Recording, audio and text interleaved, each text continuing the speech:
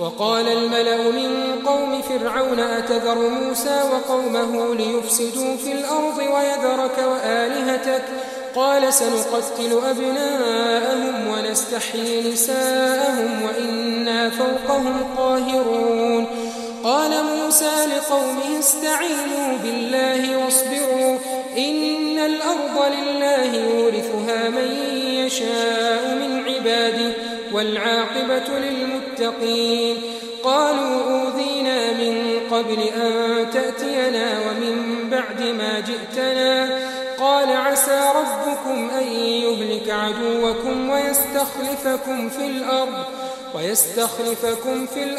फ़यंज़ुर कैफ़ तअमलून। और कौम फिरौन में जो सरदार थे कहने लगे कि क्या आप मूसा और उसकी कौम को छोड़ दीजिएगा कि मुल्क में खराबी करें और आपको और आपके माबूदों को छोड़ दें।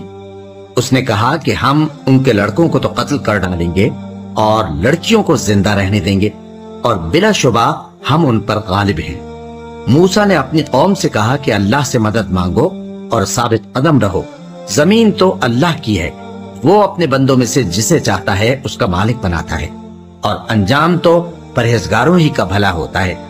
वो बोले कि तुम्हारे आने से पहले भी हमको अजियतें पहुंचती रहीं और तुम्हारे आने के बाद भी। मूसा ने कहा कि करीब है कि तुम्हारा परवरदिगार तुम्हारे दुश्मन को हलाक कर दे और तुम्हें जमीन में खलीफा बनाए, फिर देखे कि तुम कैसे अमल करते हो। और